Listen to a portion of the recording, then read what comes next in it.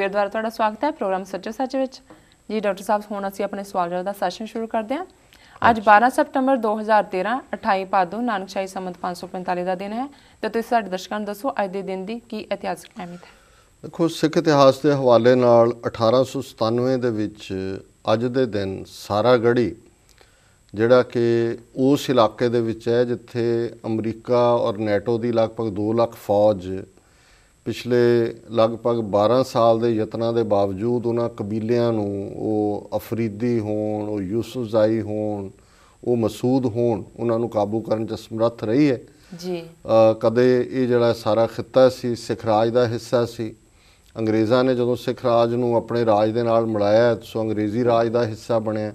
ਸੋ ਉਹਨਾਂ ਨੇ ਉੱਥੇ ਜਿਹੜਾ ਪਿਸ਼ਾਵਰ ਤੋਂ ਲੈ ਕੇ ਤੇ ਇਸ ਫਾਈਨਲ ਜਮਰੌਦ ਤੱਕ ਜਿਹੜਾ ਦਰਾ ਖੈਬਰ ਏਜੰਸੀ ਦੇ ਵਿੱਚ ਹੈ ਜਿਹੜੇ ਨੇ 2-3 ਕਿਲੇ ਵੀ ਬਣਾਏ ਛੋਟੇ ਛੋਟੇ। ਇੱਕ ਇਹਨਾਂ ਦੇ ਵਿੱਚ ਛੋਟੀ ਜਿਹੀ ਉਹਨਾਂ ਦੀ ਪੋਸਟ ਸੀ ਜਿਹਦਾ ਨਾਂ ਸਾਰਾਗੜ੍ਹੀ ਸੀ ਜੀ। ਉੱਥੇ 21 ਸਿੱਖ ਜਿਹੜੇ ਨੇ ਉਹ ਤਾਇਨਾਤ ਸੀ ਔਰ 10,000 ਤੋਂ ਜ਼ਿਆਦਾ, ਕਿਉਂਕਿ ਇਹ ਬੜੇ ਲੜਾਕੇ ਕਬੀਲੇ ਨੇ ਔਰ ਜਦੋਂ ਵੀ ਜਿਹਾਦ ਦਾ ਝੰਡਾ ਖੜਾ ਕਰਦੇ ਨੇ ਹਜ਼ਾਰਾਂ ਦੀ ਗਿਣਤੀ 'ਚ ਆ ਜਾਂਦੇ ਨੇ। ਸੋ ਉਹਨਾਂ ਨੇ ਬਾਕੀਆਂ ਦੇ ਉੱਤੇ ਵੀ ਅਟੈਕ ਕੀਤਾ ਤੇ ਇੱਥੇ ਜਿਹੜੇ ਇਹਨਾਂ ਨੂੰ ਪਤਾ ਸੀ ਕਿ ਇਹ ਛੋਟਾ ਜਿਹਾ ਇੱਕ ਪੋਸਟ ਹੈ ਉਹਦੇ 'ਚ ਸਿਰਫ 21 ਦੀ ਗਿਣਤੀ ਦੇ ਵਿੱਚ ਸਿੱਖ ਉੱਥੇ ਮੌਜੂਦ ਸਨ। ਸੋ ਉਹਨਾਂ ਨੇ 10,000 ਦੀ ਉਸ ਭੀੜ ਨੇ ਜਿਹੜੀ ਕਿ ਪੂਰੀ ਧਾਰਮਿਕ ਜਨੂਨ ਦੇ ਵਿੱਚ ਸੀ ਉਹਨਾਂ ਨੇ ਅਟੈਕ ਕੀਤਾ ਔਰ ਕੱਲਾ ਸਿੱਖ ਜਿਹੜਾ ਹੈ ਉਹ ਅਖੀਰ ਦੇ ਤੱਕ ਲੜਦਾ ਰਿਹਾ ਔਰ ਉਹਨੇ ਕਾਫੀ ਵੱਡੀ ਗਿਣਤੀ 'ਚ ਨੁਕਸਾਨ ਕਰਕੇ ਜਿਹੜਾ ਅਖੀਰਲਾ ਸਿੱਖ ਸੀ ਸ਼ਾਇਦ ਈਸ਼ਰ ਸਿੰਘ ਉਹਨਾਂ ਦਾ ਨਾਂ ਸੀ, ਉਹ ਸਿਗਨਲ ਦਾ ਇੰਚਾਰਜ ਸੀ, ਉਹ ਦੇ ਰਿਹਾ ਸੀ ਪਿੱਛੇ ਹੈੱਡਕੁਆਟਰ ਨੂੰ। ਉਹਨੇ ਕਿਹਾ ਜੀ ਬਾਕੀ ਸਾਰੇ ਮਾਰੇ ਗਏ ਨੇ, ਹੁਣ ਮੈਂ ਚੱਲਿਆ ਤੇ ਉਹਨੇ ਆਪਣਾ ਜਿਹੜਾ ਉਹ ਉਸ ਦੇ ਨਾਲ ਹੀ ਬੰਦੂਕ ਦੇ ਉੱਤੇ ਸੰਗੀਨ ਲਾਈ ਤੇ ਬਾਹਰ ਉਤਰਿਆ। ਸੋ ਉਹ ਜਿਹੜੀ ਗਾਥਾ ਹੈ ਸਾਰਾਗੜ੍ਹੀ ਦੀ ਉਹ ਇੰਨੀ ਇੱਕ ਬਹਾਦਰੀ ਦੀ ਗਾਥਾ ਬਣੀ। ਅੱਜ ਵੀ ਯੂਰਪ ਦੀਆਂ ਜਿਹੜੀਆਂ ਕੁਝ ਪਾਠ ਪੁਸਤਕਾਂ ਨੇ ਸਕੂਲਾਂ ਦੇ ਵਿੱਚ ਸਾਰਾਗੜ੍ਹੀ ਦੀ ਲੜਾਈ ਦਾ ਜ਼ਿਕਰ ਹੁੰਦਾ ਹੈ।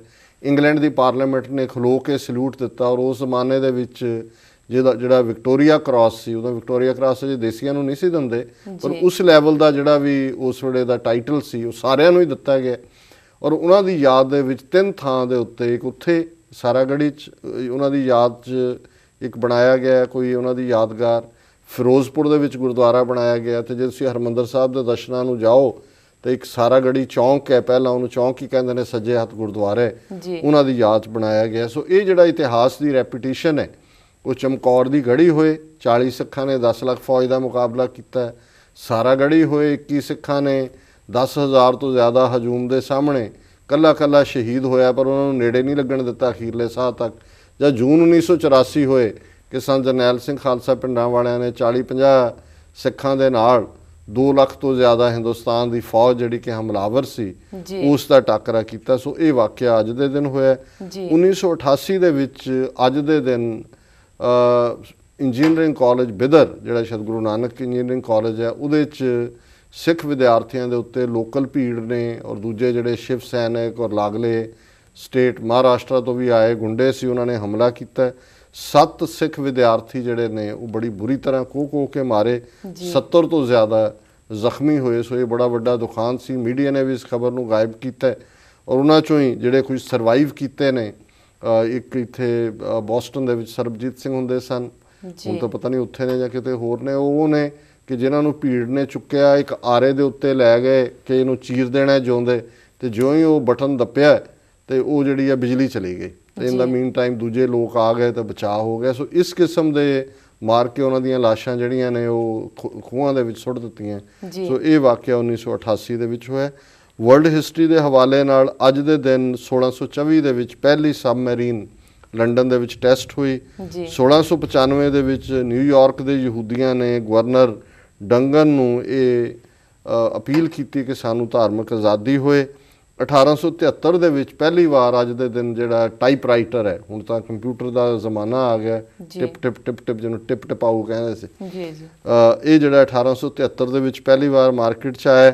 1919 ਦੇ ਵਿੱਚ ਹਿਟਲਰ ਨੇ ਵਰਕਰਸ ਪਾਰਟੀ ਜੁਆਇਨ ਕੀਤੀ, ਫਿਰ ਕਿਵੇਂ ਉਹ ਰਾਈਜ਼ ਕੀਤਾ, ਨਾਜ਼ੀ ਪਾਰਟੀ ਬਣਾਈ, ਕਿਵੇਂ ਜ਼ੁਲਮ ਕੀਤੇ ਔਰ 1991 ਦੇ ਵਿੱਚ ਅੱਜ ਦੇ ਦਿਨ ਅਮਰੀਕਾ ਨੇ ਸਪੇਸ ਸ਼ਟਲ ਡਿਸਕਵਰੀ ਜਿਹੜਾ ਹੈ ਉਹ ਪੁਲਾੜ ਦੇ ਵਿੱਚ ਭੇਜਿਆ। ਜੀ ਡਾਕਟਰ ਸਾਹਿਬ ਤੁਹਾਡਾ ਬਹੁਤ ਧੰਨਵਾਦ।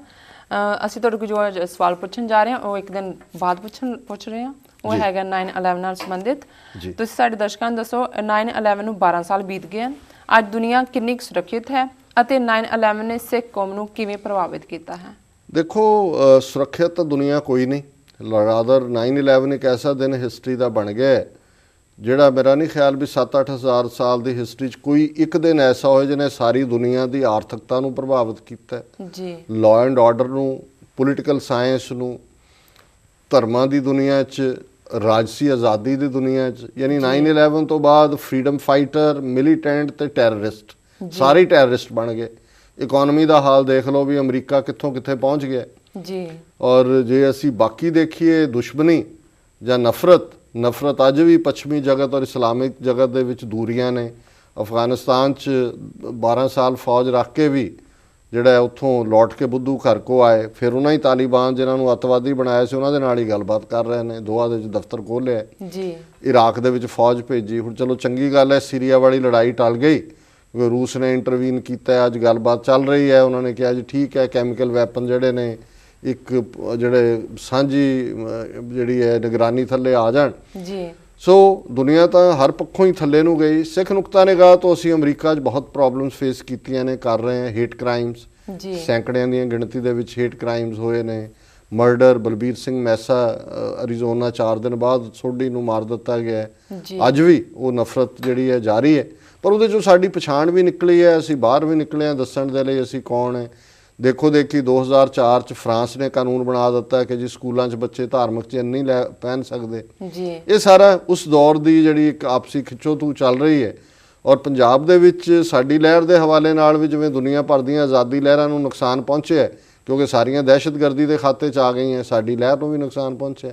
ਇੰਡੀਆ ਦੇ ਹਾਕਮ ਜਿਹੜੇ ਆਪ ਸਟੇਟ ਟੈਰਰ ਕਰਦੇ ਨੇ, ਸਿੱਖਾਂ, ਕਸ਼ਮੀਰੀਆਂ, ਨਾਗਿਆਂ, ਦਲਿਤਾਂ ਸਾਰਿਆਂ ਦੇ ਖਿਲਾਫ, ਉਹ ਵੀ ਇਹਨਾਂ ਦੇ ਜਹਾਜ਼ ਤੇ ਚੜ੍ਹ ਗਏ ਜੀ।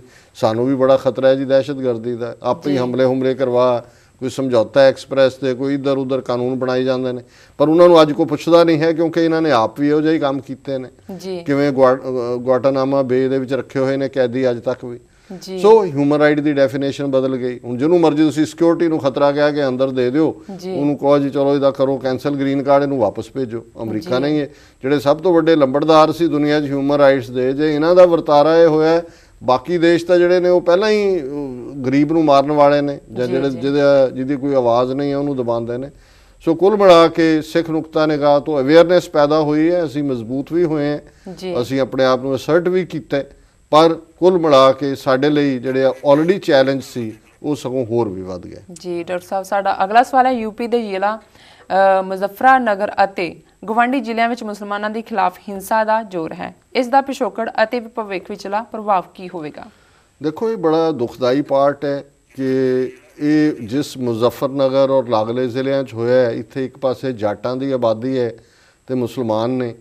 ਔਰ ਕਦੇ ਵੀ ਜਦੋਂ ਬਾਬਰੀ ਮਸਜਿਦ ਢਾਈ, ਬਾਕੀ ਥਾਵਾਂ ਦੇ ਉੱਤੇ ਫਸਾਦ ਵੀ ਹੋਏ, ਇਹ ਇੱਕ ਪੀਸਫੁਲ ਬੈਲਟ ਸੀ। ਔਰ ਇਹ ਇਸ ਕਿਸਮ ਦਾ ਸਾਨੂੰ ਇਹ ਲੱਗਦਾ ਹੈ ਵੀ ਨਰਿੰਦਰ ਮੋਦੀ ਨੂੰ ਪ੍ਰਧਾਨ ਮੰਤਰੀ ਦੀ ਕੁਰਸੀ ਤੇ ਬਿਠਾਉਣ ਲਈ ਬੀਜੇਪੀ ਆਪਣੀ ਪੂਰੀ ਖੁੱਲ੍ਹ ਖੇਡ ਜਿਹੜੀ ਹੈ ਉਹ ਖੇਡ ਰਹੀ ਹੈ। ਸਮਾਜਵਾਦੀ ਪਾਰਟੀ ਯੂਪੀ 'ਚੋਂ ਛੋਕਰਾ ਬਿਠਾਇਆ ਉਹਦਾ ਮੁਲਾਇਮ ਸਿੰਘ ਯਾਦਵ ਦਾ ਮੁੰਡਾ, ਉਹਨੂੰ ਪਤਾ ਨਹੀਂ ਲੱਗਦਾ ਵੀ ਹਨੇਰਾ ਕਿੱਥੇ ਹੈ, ਚਾਨਣ ਕਿੱਥੇ ਹੈ। ਔਰ ਇਹ ਬੀਜੇਪੀ ਦੇ ਫਾਇਦੇ 'ਚ ਜਾਏਗਾ ਕਿਉਂਕਿ ਜਿਹੜੀ ਨਫ਼ਰਤ ਹੈ, ਜਦੋਂ ਤੁਸੀਂ ਹਿੰਦੂ ਮੁਸਲਮਾਨ ਜਾਂ ਹਿੰਦੂ ਸਿੱਖ ਜਾਂ ਸਿੱਖ ਮੁਸਲਮਾਨ, ਕੋਈ ਵੀ ਇਸ ਕਿਸਮ ਦਾ ਜਿਹੜੀਆਂ ਪੋਲੀਟੀਕਲ ਪਾਰਟੀ ਦਾ ਏਜੰਡਾ ਹੈ, ਬੀਜੇਪੀ ਦਾ ਏਜੰਡਾ ਹੀ ਇਹ ਹੈ ਕਿ ਵੀ ਇਹ ਨਫ਼ਰਤ ਫੈਲਾਓ ਔਰ ਲੋਕਾਂ ਨੂੰ ਇਨਸਿਕਿਉਰ ਕਰੋ ਤੇ ਵੋਟਾਂ ਲਓ। ਬਾਬਰੀ ਮਸਜਿਦ ਢਾਈ ਸੀ ਤੇ ਪਹਿਲੀ ਵਾਰੀ ਬੀਜੇਪੀ ਦੀਆਂ 3 ਤੋਂ 172 ਸੀਟਾਂ ਹੋ ਗਈਆਂ ਸੀ ਪਾਰਲੀਮੈਂਟ, ਸਰਕਾਰ ਵੀ ਬਣਾਈ ਉਹਨਾਂ ਨੇ। ਸੋ ਹੁਣ ਵੀ ਇਹ ਜਿਹੜਾ ਇੱਧਰ ਹੋਏ ਜਾਂ ਈਵਨ ਅਸੀਂ ਇਹੀ ਘਟਨਾ ਇੱਕ ਸ਼ੋਪੀਆਂ ਦੇ ਵਿੱਚ ਵੀ ਹੋਈ ਹੈ ਕਸ਼ਮੀਰ 'ਚ ਕਿ ਉੱਥੇ ਕਸ਼ਮੀਰੀਆਂ 5 ਨੌਜਵਾਨ ਮਾਰੇ CRPF ਨੇ, ਬੰਦ ਹੋਇਆ ਉੱਥੇ, ਤੇ ਕੁਝ ਸ਼ਰਾਰਤੀਆਂ ਨੇ ਗੁਰਦੁਆਰੇ ਦੇ ਉੱਤੇ ਪੱਥਰ ਮਾਰੇ, ਜਿਹੜੇ ਕੁਝ ਸਿੱਖ ਰਹਿੰਦੇ ਨੇ ਉਹਨਾਂ ਦੇ ਘਰਾਂ ਤੇ ਪੱਥਰ ਮਾਰੇ।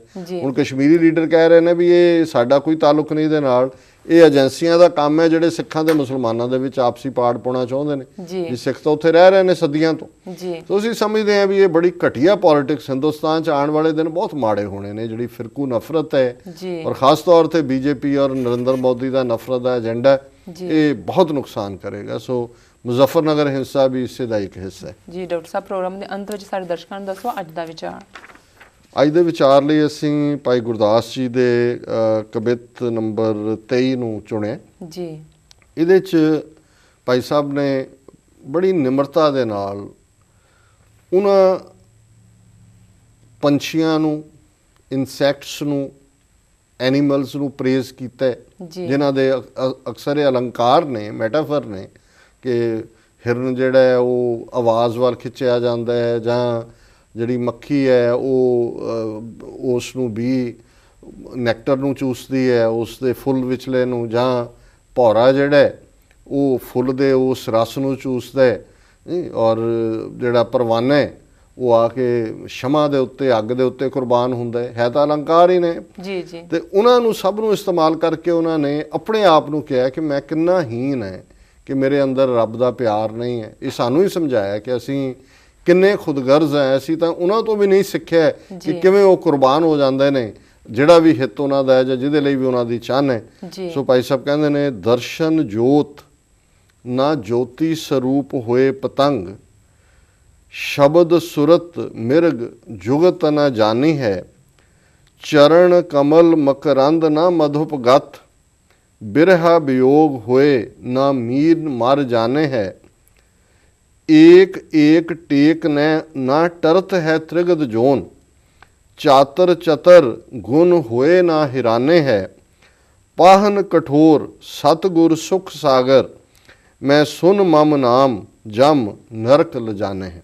ਜੀ ਸਭ ਤੋਂ ਪਹਿਲਾਂ ਉਹਨਾਂ ਨੇ ਪਤੰਗੇ ਦਾ ਜ਼ਿਕਰ ਕੀਤਾ ਹੈ। ਪਤੰਗਾ ਮੌਤ ਨੂੰ ਕਹਿੰਦੇ ਨੇ, ਜਾਂ ਜਿਵੇਂ ਇਹਦੇ 'ਚ ਆ ਕੇ ਵੱਜਦਾ ਹੈ, ਹਾਲਾਂ ਉਹਨੂੰ ਪਤਾ ਨਹੀਂ ਨਜ਼ਰ ਨਹੀਂ ਆਉਂਦਾ ਤਾਂ ਹੈ, ਪਰ ਇਹ ਅਲੰਕਾਰ ਹੈ ਜੀ ਕਿ ਸ਼ਮਾ ਤੋਂ ਸ਼ਮਾ ਅੱਗ ਨੂੰ ਹੁੰਦੇ ਨੇ, ਪਹਿਲਾਂ ਉਹ ਸ਼ਮਾਦਾਨ ਦੇ ਵਿੱਚ ਜਗਾਈ ਜਾਂਦੇ ਸੀ, ਹੁਣ ਇਹੀ ਸ਼ਮਾ ਹੈ, ਬਿਜਲੀ ਦੇ ਬਲਬ ਜਗਦੇ ਨੇ, ਵਿੱਚ ਆ ਕੇ ਵੱਜਦੇ ਨੇ। ਜੀ ਜੀ ਸੋ ਉਹ ਭਾਈ ਸਾਹਿਬ ਕਹਿੰਦੇ ਨੇ ਕਿ ਵੀ ਜਿਹੜਾ ਪਤੰਗਾ ਹੈ ਉਹ ਆਪਣੀ ਇੰਨੀ ਮਸਤੀ ਦੇ ਵਿੱਚ ਹੁੰਦਾ, ਉਹਨੂੰ ਕੁਛ ਨਜ਼ਰ ਨਹੀਂ ਆਉਂਦਾ, ਉਹ ਆ ਕੇ ਸ਼ਮਾ ਦੇ ਉੱਤੇ ਕੁਰਬਾਨ ਹੋ ਜਾਂਦਾ। ਜੀ ਸ਼ਬਦ ਸੁਰਤ ਮਿਰਗ ਜੁਗਤ ਨਾ ਜਾਣੇ। ਹਿਰਨ ਬਾਰੇ ਕਿਹਾ ਜਾਂਦਾ ਹੈ ਵੀ ਉਹਨੂੰ ਮਿਊਜ਼ਿਕ ਬਹੁਤ ਚੰਗਾ ਲੱਗਦਾ ਹੈ, ਤੇ ਜੋ ਹੀ ਸ਼ਿਕਾਰੀ ਉਹ ਕੋਈ ਮਿਊਜ਼ਿਕ ਨੂੰ ਕੱਢਦਾ ਤੇ ਉਹ ਭੱਜਿਆ ਚਲਾ ਜਾਂਦਾ ਔਰ ਉਹਦੇ ਜਾਲ 'ਚ ਫਸ ਜਾਂਦਾ, ਪਰ ਉਹਨੂੰ ਇੱਕੋ ਹੀ ਸਿੰਗੂਲਰ ਪਿਆਰ ਹੈ ਆਪਣੇ ਮਿਊਜ਼ਿਕ ਦੇ ਨਾਲ। ਉਹਨਾਂ ਨੇ ਕਿਹਾ, ਪਰ ਮੈਂ ਕਿੰਨਾ ਅਭਾਗਾ ਕਿ ਮੇਰੀ ਸੁਰਤ ਉਸ ਨਿਰੰਕਾਰ ਦੀ ਜੋਤ ਦੇ ਵਿੱਚ, ਨਿਰੰਕਾਰ ਦੇ ਪਿਆਰ ਵਿੱਚ ਪੁੜੀ ਹੋਈ ਨਹੀਂ ਹੈ, ਜਿਵੇਂ ਕਿ ਪਤੰਗੇ ਦੀ ਹੈ ਤੇ ਜਾਂ ਜਿਵੇਂ ਮਿਰਗ ਦੀ ਹੈ। ਫਿਰ ਅਗਲੀ ਉਹਨਾਂ ਨੇ ਉਦਾਹਰਣ ਲਈ, ਚਰਨ ਕਮਲ ਮਕਰੰਦ ਨਾ ਮਧੁਪ ਗਤ,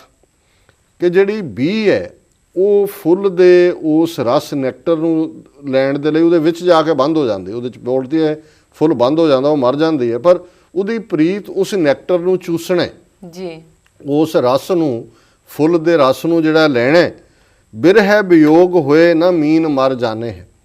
ਉਹਨਾਂ ਨੇ ਕਿਹਾ ਮੱਛੀ, ਮੀਨ, ਉਹਨੂੰ ਪਾਣੀ 'ਚੋਂ ਬਾਹਰ ਕੱਢੋ, ਉਹ ਪਾਣੀ ਦੇ ਵਿਛੋੜੇ ਦੇ ਵਿੱਚ ਹੀ ਮਰ ਜਾਂਦੀ ਹੈ। ਜੀ ਜੀ ਕਿ ਵੀ ਮੈਂ ਪਾਣੀ ਤੋਂ ਵਿਛੜ ਗਈ ਹਾਂ, ਔਰ ਇਹੀ ਉਹਦੀ ਜ਼ਿੰਦਗੀ ਪਾਣੀ ਹੈ, ਉਸ ਦੀ ਉਹ ਨੈਕਟਰ ਹੈ, ਮਿਰਗ ਦੀ ਆਵਾਜ਼ ਹੈ, ਔਰ ਪਤੰਗੇ ਦੀ ਸ਼ਮਾ ਹੈ। ਤੇ ਉਹਨਾਂ ਨੇ ਕਿਹਾ ਵੀ ਮੈਂ ਕਿੱਥੇ ਸਟੈਂਡ ਕਰਦਾ, ਵੀ ਮੇਰਾ ਰੱਬ ਦੇ ਨਾਲ ਇਹੋ ਜਿਹਾ ਪਿਆਰ ਕਿਉਂ ਨਹੀਂ ਜਿਹੋ ਜਿਹਾ ਇਹਨਾਂ ਦਾ। ਤੇ ਫਿਰ ਅਖੀਰਲਾ ਉਹਨਾਂ ਨੇ ਮੈਟਾਫਰ ਚੁਣਿਆ, ਏਕ ਏਕ ਏਕ ਏਕ ਟੇਕ ਨਾ ਟਰਤ ਹੈ ਤ੍ਰਿਗਦ ਜੋਨ। ਤ੍ਰਿਗਦ ਜੋਨ ਕਹਿੰਦੇ ਨੇ ਜਿਹੜਾ ਬਹੁਤ ਲੋਅਰ ਸਪੀਸ਼ੀਜ਼ ਹੈ, ਬਹੁਤ ਘਟੀਆ ਜਿੰਨੇ ਬਾਕੀ ਸਪੀਸ਼ੀਜ਼ ਕੀੜੇ ਮਕੌੜੇ ਨੇ, ਕਿ ਵੀ ਉਹ ਵੀ ਐਨ ਧੁੱਸ ਦੇ ਕੇ ਤੁਰੇ ਜਾਂਦੇ ਨੇ ਜਿੱਧਰ ਨੂੰ ਜਾਂਦੇ ਨੇ, ਉਹ ਅੱਗਾ ਪਿੱਛਾ ਨਹੀਂ ਦੇਖਦੇ, ਕਿਉਂਕਿ ਉਹਨਾਂ ਨੇ ਆਪਣੀ ਡੈਸਟੀਨੇਸ਼ਨ ਤੇ ਪਹੁੰਚਣਾ। ਚਾਤੁਰ ਚਤਰ ਗੁਣ ਹੋਏ ਨਾ ਹਿਰਾਨੇ। ਉਹਨਾਂ ਨੇ ਕਿਹਾ ਵੀ ਮੈਂ ਤਾਂ ਬੜਾ ਚਤਰ ਬਣਿਆ ਹੋਇਆ, ਬੜਾ ਸਿਆਣਾ ਬਣਿਆ, ਪਰ ਮੇਰੇ ਅੰਦਰ ਇਹ ਗੁਣ ਕਿਉਂ ਨਹੀਂ ਨੇ ਜਿਹੜੇ ਕਿ ਇਹਨਾਂ ਆਮ ਤ੍ਰਿਗਦ ਜੋਨ ਦੇ ਵਿੱਚ ਨੇ, ਭੰਵਰੇ 'ਚ ਨੇ, ਬੀ 'ਚ ਨੇ, ਹਿਰਨ 'ਚ ਨੇ। ਔਰ ਉਹਨਾਂ ਨੇ ਅਖੀਰਲੀ ਲਾਈਨ ਹੈ, ਪਾਹਨ ਕਠੋਰ, ਕਿ ਮੈਂ ਪੱਥਰ ਦੀ ਤਰ੍ਹਾਂ ਕਠੋਰ ਹੈ। ਸਤਗੁਰ ਸੁਖ ਸਾਗਰ, ਸਤਿਗੁਰੂ ਤਾਂ ਸੁਖ ਦਾ ਸਾਗਰ ਨੇ, ਮੈਂ ਪੱਥਰ ਸਾਗਰ ਦੇ ਵਿੱਚ ਹੈ, ਪਰ ਉਸ ਸਾਗਰ ਦੀ ਨਮੀ ਨੂੰ, ਪਾਣੀ ਦੀ ਹੰਬਲਨੈਸ ਨੂੰ ਮੈਂ ਨਹੀਂ ਲਿਆ ਆਪਣੇ, ਮੈਂ ਤਾਂ ਕਠੋਰ ਦਾ ਕਠੋਰ, ਪੱਥਰ ਦਾ ਪੱਥਰ ਹੀ ਰਿਹਾ।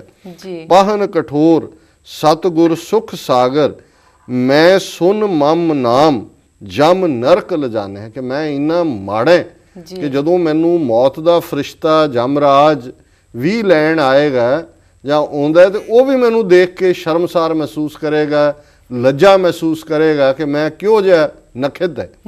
ਸੋ ਇਹ ਅਸਲ 'ਚ ਭਾਈ ਸਾਹਿਬ ਨੇ, ਭਾਈ ਸਾਹਿਬ ਆਪ ਤਾਂ ਗੁਰੂ ਜੋਤ ਦੇ ਨਾਲ ਚੱਤੇ ਪੈਰ ਜੁੜੀ ਹੋਈ ਉਹ ਜੋਤ ਹੈ, ਜਿਨ੍ਹਾਂ ਨੂੰ ਗੁਰੂ ਅਰਜਨ ਸਾਹਿਬ ਨੇ ਉਹ ਫਖਰ ਦਿੱਤਾ ਹੈ ਕਿ ਗੁਰੂ ਗ੍ਰੰਥ ਸਾਹਿਬ ਦੀ ਆਦ ਬੀੜ ਉਹਨਾਂ ਨੇ ਲਿਖੀ ਹੈ। ਪਰ ਉਹਨਾਂ ਨੇ ਸਾਨੂੰ ਸਮਝਾਇਆ ਕਿ ਤੁਸੀਂ ਘੱਟੋ ਘੱਟ ਇਹਨਾਂ ਜੀਵਾਂ ਤੋਂ ਹੀ ਜਿਹੜੇ ਆਪਣੀ ਪ੍ਰੀਤ ਦੇ ਵਿੱਚ ਆਪਣਾ ਆਪਾ ਗਵਾ ਦਿੰਦੇ ਨੇ, ਇਹਨਾਂ ਤੋਂ ਹੀ ਕੁਝ ਸਿੱਖ ਲਓ ਜੀ ਜੀ ਤੇ ਰੱਬ ਦੇ ਪਿਆਰ 'ਚ ਜੁੜੋ, ਉਸ ਨੂੰ ਯਾਦ ਕਰੋ, ਉਸ ਵੱਲ ਆਪਾ ਸਮਰਪਣ ਕਰੋ।